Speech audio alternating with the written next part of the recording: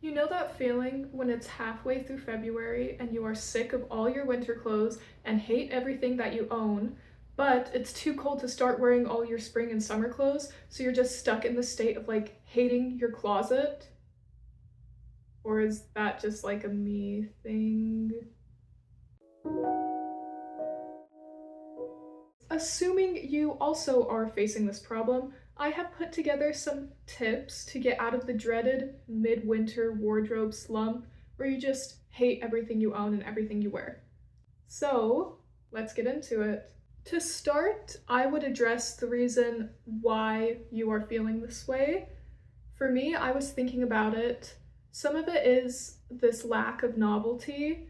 I'm just being bored of my clothes, but I think the biggest problem is I'm bored of the way I am styling my own clothes because there are so many different outfit combinations and ways to wear my clothes that I have not utilized because they're not really my style. So it's not that I'm bored of my clothing, it's like I'm bored of my own style and my own sense of self. And that's bleeding through into being bored of my clothes and being bored with how I dress.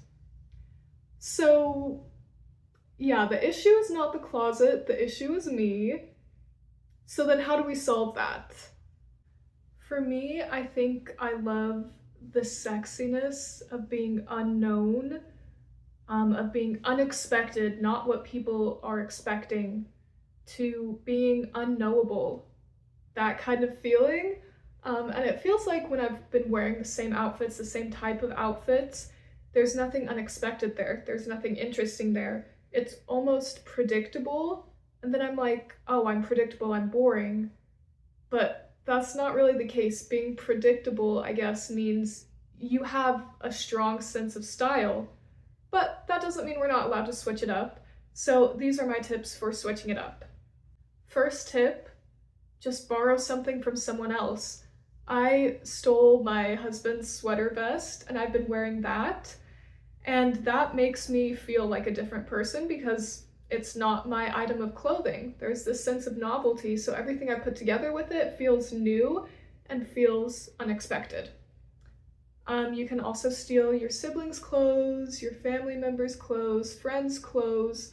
And another thing, if you don't have any like friends or loved ones who wear a similar size or whose items speak to you, another thing is if you have something in your closet that you never wear, you can use that and start styling it because if you don't wear it, it doesn't feel like you. So by wearing it, you will feel new and interesting and like a different person. So you don't have to go out and buy something new or even thrift something new. Like just wear a piece you never wear or borrow a piece from friends or family to like jumpstart that creativity.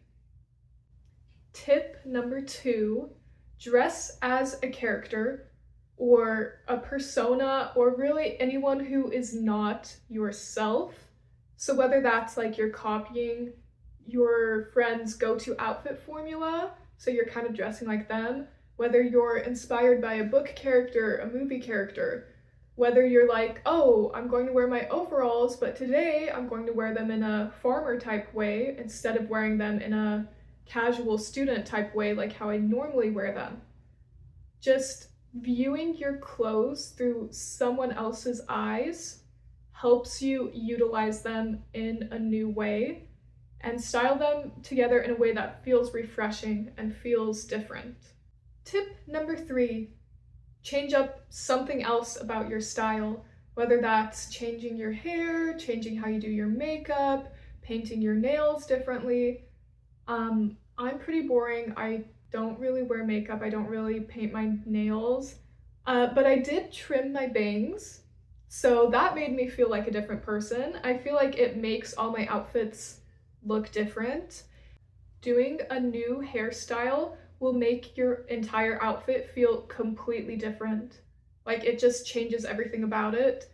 Because I've noticed when I have my bangs styled like this versus just having them down, I feel differently about my outfits. And some outfits look better with my hair up like this. Some outfits look better with my bangs just down. So it's like planning your outfits according to your hairstyle is a really good way to change up your look and feel this wardrobe refresh. Tip number 4, find a new occasion to put together an outfit for. To me, this is like the Barbie movie tip. So remember with the Barbie movie, everyone was wearing pink, everyone was dressing according to theme. And yeah, lots of people bought new stuff, but if you didn't buy new stuff, then it was just like putting together an outfit out of your closet that you had never worn before to suit this new occasion in your life, which was the Barbie movie screening, right? And people have done it with like the Eras tour and like Sing Wicked, tons of things. And I think this is a great way to change up your wardrobe. I personally love dressing for an occasion and dressing for a theme. So if I'm going to see a play, if I'm going to see an opera, if I'm going to see a symphony, I will dress to theme according to what I'm watching.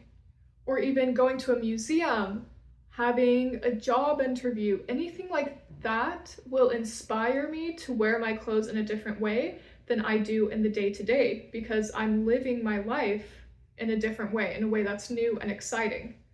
I feel like people do this a lot with vacations as well. They'll wear totally different clothes for their vacations because they're having different life experiences. So even though I don't support buying a whole new wardrobe for a vacation or for events like this, it's a great chance for you to wear something different and change up your style and feel like a different version of yourself, because it's kind of like putting yourself in a different cinematic universe in a way.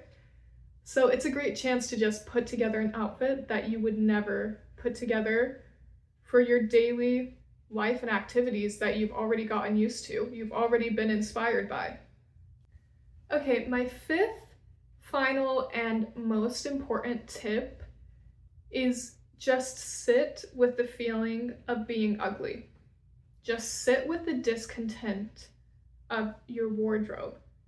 And I know this one is really hard and it really sucks, but oftentimes when we have problems with our wardrobe, I feel like it is actually a reflection of an internal problem.